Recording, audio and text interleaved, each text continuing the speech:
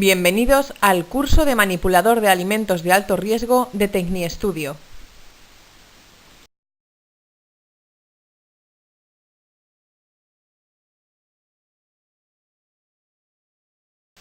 El objetivo de este curso es prevenir enfermedades ocasionadas por el consumo de alimentos. La formación en materia de higiene alimentaria dirigida a los manipuladores de toda la cadena alimentaria se ha considerado como una de las medidas más eficaces en la prevención de enfermedades ocasionadas por el consumo de alimentos.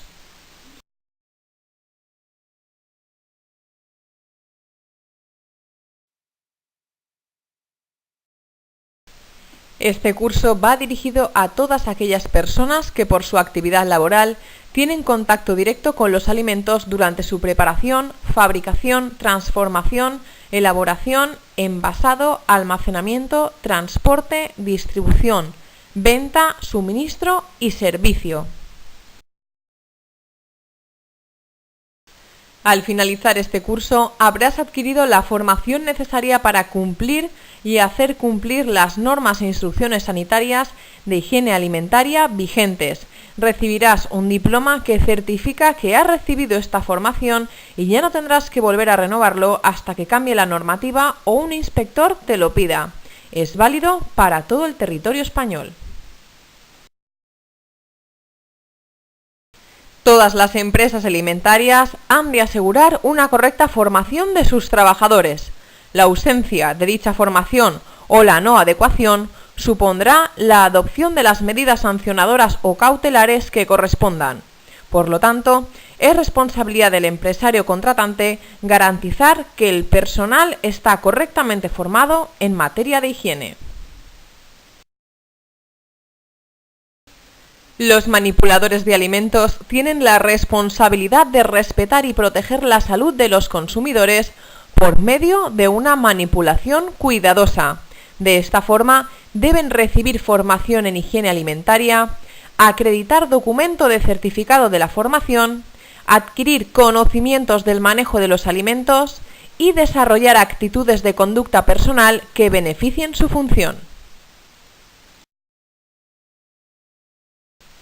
Como acabamos de ver, un manipulador es aquella persona que por su actividad laboral tiene contacto directo con los alimentos durante el proceso de toda la cadena alimentaria.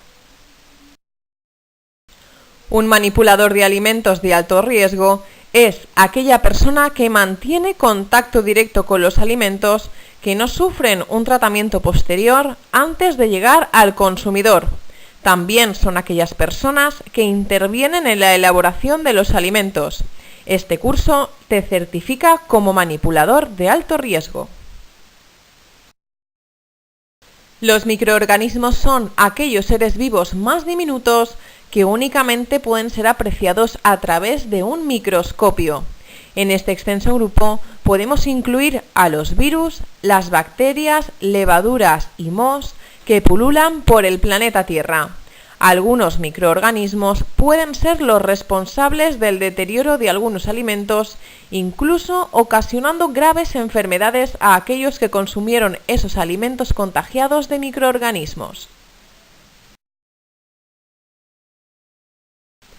Entre los tipos de microorganismos existentes encontramos los siguientes: los beneficiosos, aquellos usados en la fabricación de algunos productos; los alterantes, los que modifican la apariencia del alimento; y los patógenos, aquellos que no modifican el alimento ni cambian su olor ni color, pero producen toxinfecciones. Son los más peligrosos.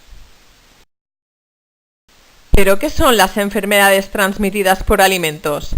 Son un grupo de enfermedades, sobre todo de tipo gastroentérico, caracterizadas por cortos periodos de incubación de 2 a 48 horas. Sus síntomas más característicos suelen ser vómitos, diarreas, dolor abdominal y fiebre. La recuperación suele darse entre las 24 y 72 horas siguientes. ¿Son frecuentes las enfermedades de origen alimentario? Son muy frecuentes, aunque por lo general no suelen ser de carácter grave. ¿Cuáles son las enfermedades de origen alimentario más habituales? Salmonelosis, estafilococos, anisakis y toxoplasmosis. Se han descrito más de 250 enfermedades de origen alimentario diferentes, las cuales separamos en infección alimentaria e intoxicación alimentaria. Cuando determinados microorganismos patógenos se desarrollan en el tracto digestivo del hombre, hablamos de infección alimentaria. Una vez ingerido el alimento, el germen pasa al intestino, se multiplica y entre 12 y 36 horas después, aquello que conocemos como periodo de incubación, comienza a dar síntomas.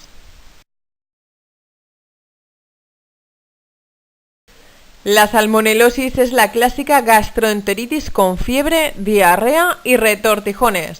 Se contrae mediante el consumo de alimentos o líquidos derivados de animales infectados o contaminados por las heces de un animal o persona infectada. La bacteria también se puede contagiar mediante el contacto directo con una persona o animal infectado.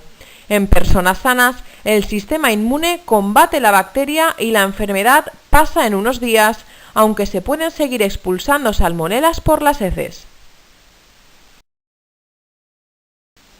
La infección alimentaria causada por el parásito Anisakis está relacionada con la ingesta de pescado crudo o poco cocinado.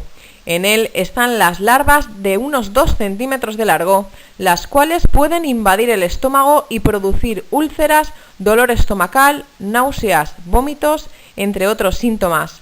Las medidas de prevención son cocinar bien el pescado y congelarlo, matando así a los parásitos. Hablamos de intoxicación alimentaria cuando la enfermedad es causada por toxinas que están en los alimentos, como por ejemplo a través de productos de limpieza, fitosanitarios, medicamentos, contaminación ambiental y toxinas bacterianas. La mayoría de los casos de intoxicación suelen ser por toxinas que producen diversos microorganismos, como por ejemplo el estafilococos, el E. coli, el botulismo, etc. Pero lo más habitual es que las personas portadoras del germen contaminen directamente los alimentos por secreciones nasales, saliva, tosidos, estornudos o bien al tocar los alimentos con las manos. Al menos la mitad de las personas son portadoras de estafilococos en la garganta y no lo saben. Es lo que denominamos portador sano de gérmenes. El botulismo es una enfermedad rara, pero muy grave, producida por el germen Clostridium botulinum. La espora puede sobrevivir en el suelo durante mucho tiempo y es muy resistente al calor, produciendo uno de los venenos más potentes que se conocen. Se reproducen en ambientes sin o con muy poco oxígeno.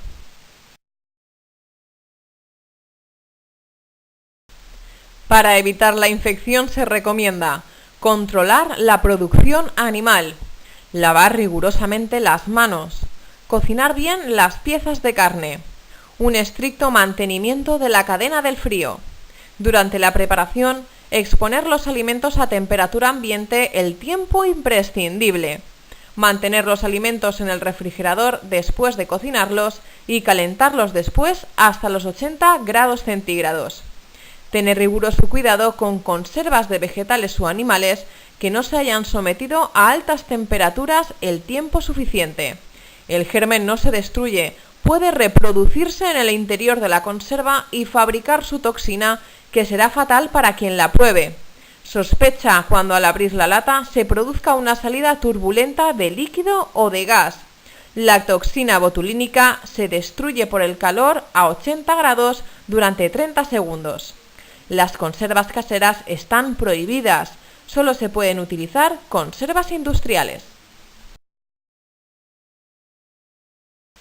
Entre los tipos de contaminación alimenticia encontramos la contaminación física, contaminación química y contaminación biológica. La contaminación física es aquella relacionada con objetos cortantes como el vidrio y los metales, o los no cortantes como el pelo y las joyas.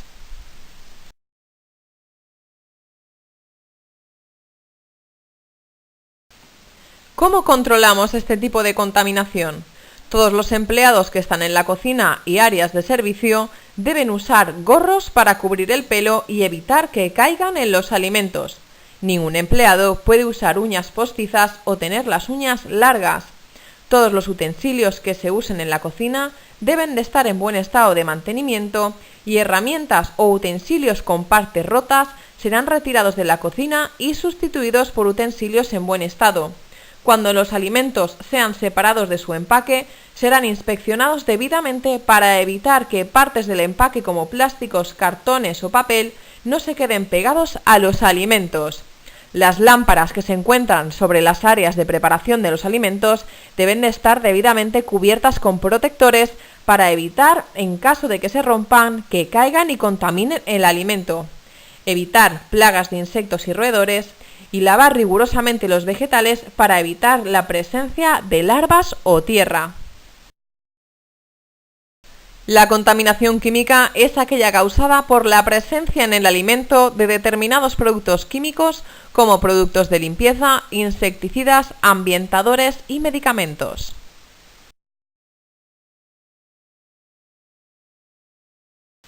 ¿Cómo controlamos este tipo de contaminación? Utilizando productos químicos con autorización sanitaria, almacenando los productos de limpieza y desinfección en un lugar exclusivo separado de los alimentos. Nunca usar envases tóxicos para almacenar alimentos no aptos para la industria alimentaria. Lavarse las manos correctamente tras usar productos químicos. No pulverizar insecticidas ni ambientadores sobre los alimentos o sobre zonas de trabajo. Y no tener medicamentos en los lugares donde se almacenen o manipulen alimentos. Entre los tipos de contaminantes químicos encontramos los contaminantes tóxicos naturales, contaminantes tóxicos ambientales y contaminación por los compuestos de los envases.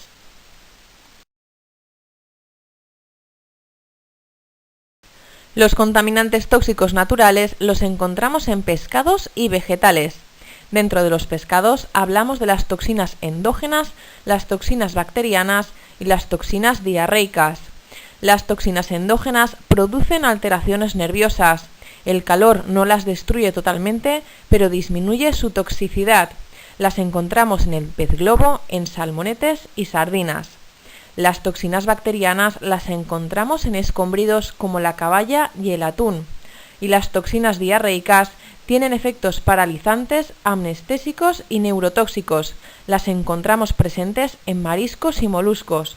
Respecto a los vegetales, producen sustancias que consumidas pueden dar lugar a efectos tóxicos, como por ejemplo la miel y la almendra amarga. Cuando hablamos de contaminantes tóxicos ambientales, hacemos referencia a dioxinas, mercurio, plomo, arsénico, cadmio, radioisótopos, organismos modificados genéticamente, plaguicidas, fertilizantes con nitrógeno y contaminantes ganaderos. También hay que tener en cuenta la contaminación por los compuestos de los envases. Los componentes de los envases en contacto con los alimentos deben cumplir unas normas básicas de seguridad. Solo pueden usarse aquellos que están legislados en las listas positivas y con los límites de migración especificados. Hay sustancias que pueden ser perjudiciales y pueden migrar del envase al alimento. Los alimentos ácidos pueden absorber metales tóxicos. Los alimentos a base de aceite o alcohol pueden absorber sustancias tóxicas de los plásticos. Los envases de plástico pueden transmitir monómeros y aditivos. Las cazuelas de barro vidriado, que no son de calidad, pueden desprender plomo al contactar con ácidos o alimentos calientes. La oxidación del cobre produce cardenillo. Los envases de hojalata pueden transmitir metales y los envases de madera y corcho pueden transmitir pesticidas. Las características de los materiales que estén en contacto con los alimentos deben ser las siguientes. Su composición será apta para uso alimentario y reciclable. Se conservarán en perfecto estado, sin grietas ni fisuras. Tendrán formas sencillas que permitan su limpieza con facilidad. Estarán fabricados con materiales inalterables que permitan la desinfección si precisan después de la limpieza. Los instrumentos de cocina, marmitas, cazuelas, cuchillos y menaje deben ser inoxidables y de diseño sencillo que facilite su manejo. Las tablas de cortar no pueden ser de madera u otros materiales que sean vulnerables al corte del cuchillo, pues se producen en ellas ranuras donde se acumulan jugos y restos sólidos de difícil retirada que constituyen un caldo de cultivo ideal para los gérmenes. De igual forma, la madera absorbe el olor de los alimentos que en ella se cortan y puede transferirse a otros alimentos. De esta forma, las tablas tendrán un código de colores según el tipo de alimento que se vaya a cortar. Por ejemplo, blanca para embutidos, verde para las verduras, azul para el pescado, roja para la carne y amarilla para el pollo. Los cuchillos que se utilicen tendrán el mango del mismo color. Las máquinas utilizadas en la cocina, como por ejemplo picadoras, cortadoras y batidoras, deben limpiarse completamente después de cada uso. Para ello deben ser de fácil manejo y limpieza, con piezas que puedan desmontarse sin dificultad. Con frecuencia estos aparatos están en contacto con alimentos que se consumen crudos y que por lo tanto no se someten a un calentamiento que elimine los gérmenes que contienen. Los restos de los alimentos que contienen en su interior son un perfecto caldo de cultivo para los microbios y pueden contaminar el alimento que se está preparando en ese momento. Las superficies donde se preparen los alimentos deben ser impermeables y fáciles de limpiar. Nunca se utilizarán superficies de madera. Todas las estructuras de apoyo se conservarán en perfecto estado y se inspeccionarán y limpiarán periódicamente. Es importante que todas las superficies donde se preparen y se conserven los alimentos se mantengan limpias y secas en todo momento. Las mesas se mantendrán separadas de las paredes, a no ser que se hayan construido como prolongación de estas. Si lavamos a mano la vajilla, cubiertos, ollas y cacerolas, será preciso emplear dos pilas, una para lavar y otra para aclarar, pues solo de esta forma nos podemos asegurar de que esta última operación se realiza a fondo. El aclarado no tendrá efecto desinfectante si no se realiza entre 75 y 82 grados de temperatura, que es excesivamente elevada para las manos.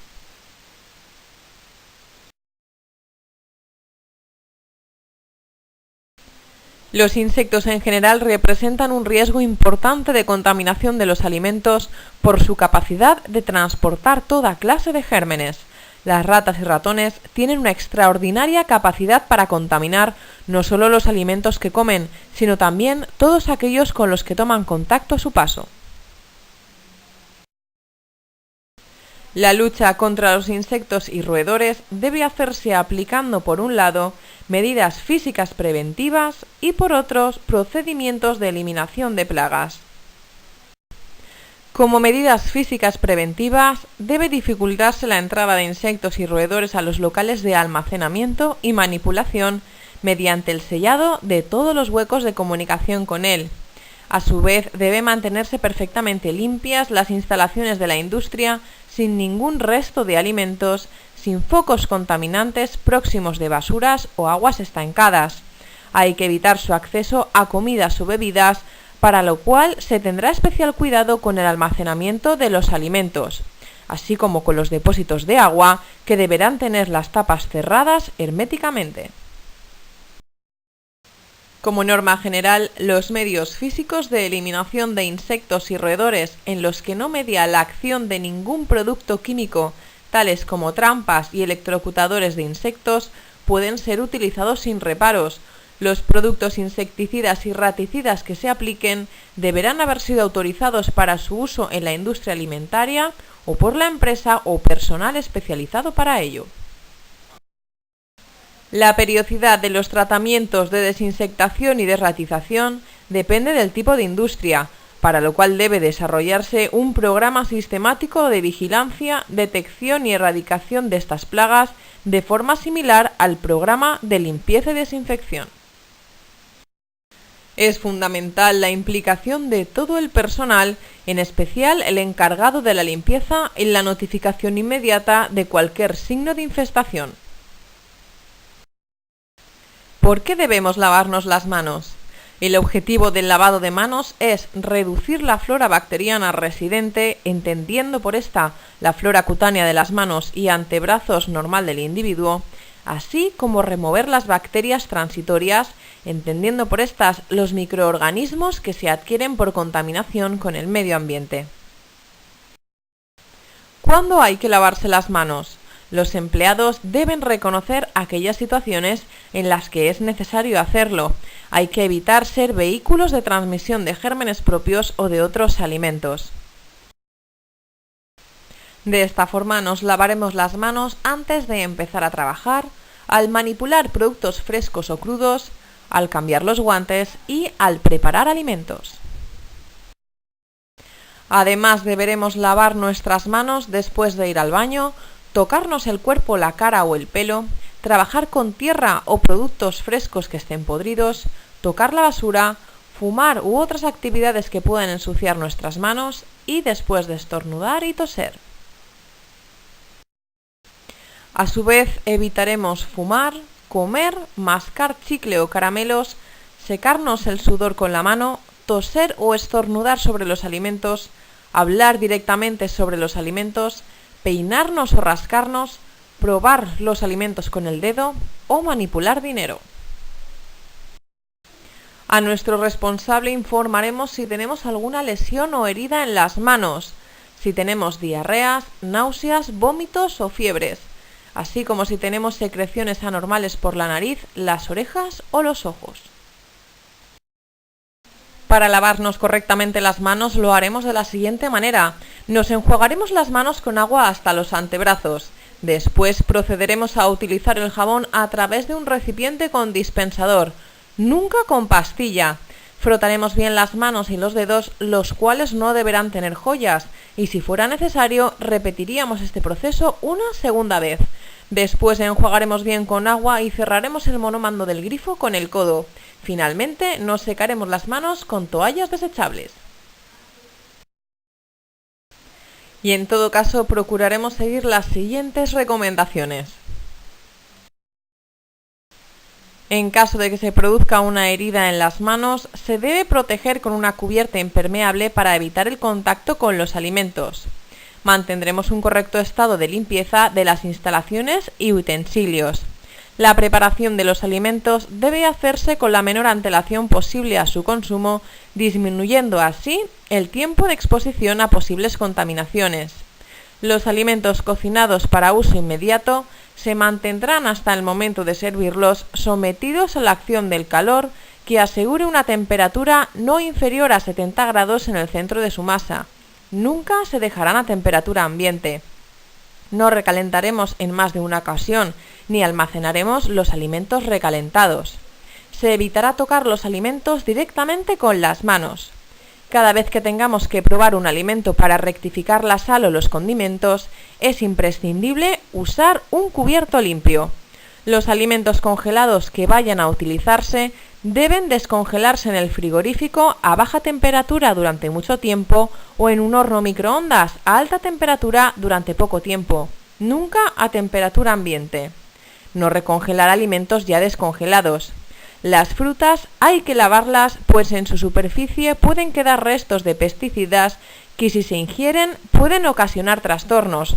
Cuando se utilicen vegetales crudos para la elaboración de ensaladas, estos se sumergirán durante 30 minutos en agua con lejía alimenticia y después se lavarán con abundante agua corriente.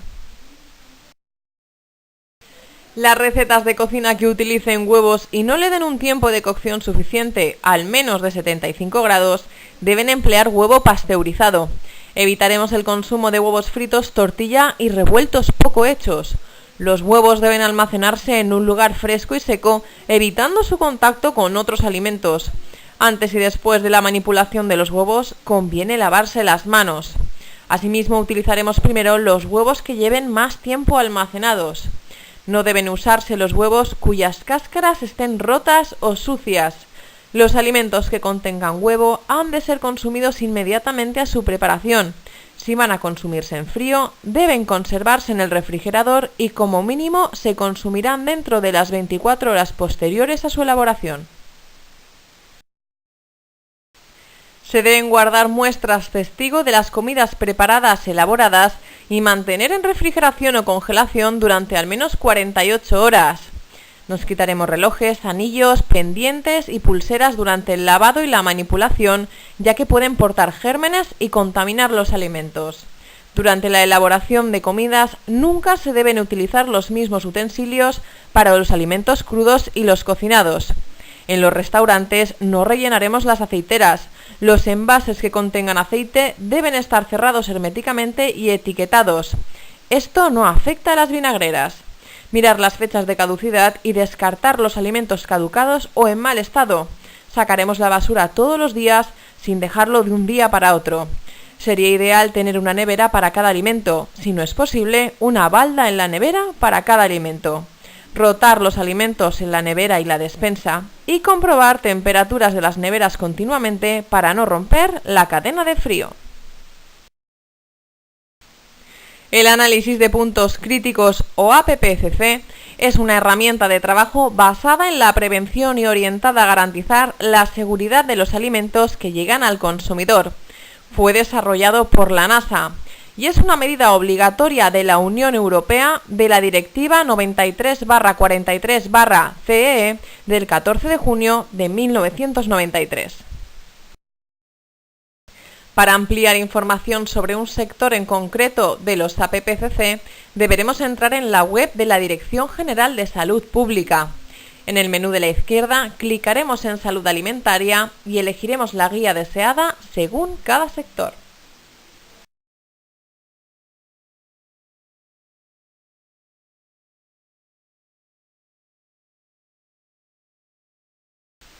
Alérgenos y aceites. Reglamento Europeo 1169/2011.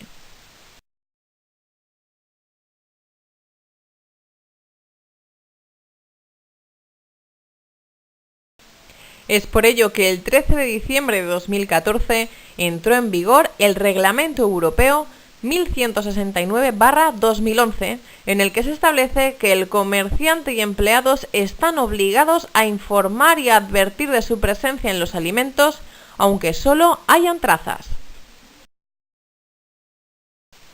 ¿Cuál es el objetivo de este reglamento? Principalmente facilitar la información de los alimentos con alérgenos. ¿Quién debe cumplirlo? Todos los establecimientos que ofrezcan alimentos no envasados entregados por colectividades como restaurantes, bares, caterings, panaderías, heladerías, pescaderías, carnicerías, comedores públicos de colegios y hospitales y máquinas expendedoras. ¿Qué pasa si no se cumple la nueva ley de alérgenos? Actualmente, en caso de que un cliente o consumidor final sufra una reacción alérgica o intolerancia, con la nueva ley la responsabilidad recae sobre el restaurante, que puede enfrentarse a sanciones. La información alimentaria obligatoria se indicará en un lugar destacado, de manera que sea fácilmente visible, claramente legible y en su caso imborrable. En modo alguno no estará disimulada, tapada o separada por ninguna otra indicación o imagen ni por ningún otro material interpuesto. ¿Cuáles son los alérgenos de los que se debe informar? El reglamento establece como obligatoria la información sobre todo ingrediente que cause alergias o intolerancias, se utilice en la fabricación o la elaboración de un alimento y siga estando presente en el producto acabado, aunque sea en forma modificada. Entre ellos vemos, contiene gluten, crustáceos, huevos, pescado, cacahuetes, soja, lácteos, frutos con cáscara, apio, mostaza, granos de sésamo, moluscos, altramuces y sulfitos. La alergia a los alimentos es una respuesta inmune exagerada del organismo cuando entra en contacto con un alérgeno alimentario. En las personas alérgicas producen además anticuerpos específicos llamados inmunoglobulina C. Es importante saber que el mismo alérgeno alimentario no produce los mismos síntomas ni con la misma intensidad, incluso en la misma persona. La intolerancia alimentaria es una condición en la que se producen efectos adversos no producidos por inmunoglobulina C tras ingerir un alimento en concreto o un ingrediente del alimento elaborado.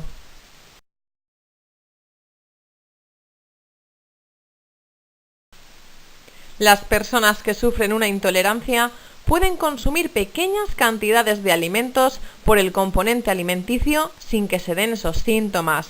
La parte es a 20 por millón. Las intolerancias alimentarias más habituales son las producidas por la lactosa y el gluten.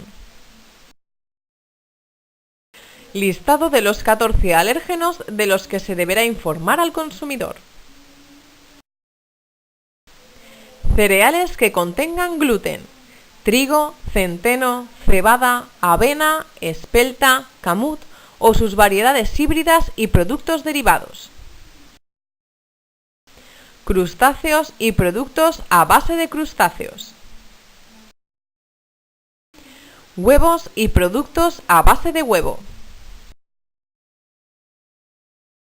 Pescado y productos a base de pescado. Cacahuetes y productos a base de cacahuetes. Soja y productos a base de soja. Leche y sus derivados. Frutos de cáscara como almendras, avellanas, nueces, anacardos, pacanas, nueces de Brasil, alfóndigos, nueces de macadamia o nueces de Australia y productos derivados. Apio y productos derivados. Mostaza y productos derivados. Granos de sésamo y productos a base de granos de sésamo. Dióxido de azufre y sulfitos, utilizados como antioxidantes y conservantes, por ejemplo, en frutas secas, vino y patatas procesadas.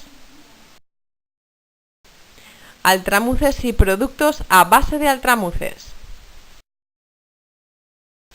Moluscos y productos a base de moluscos.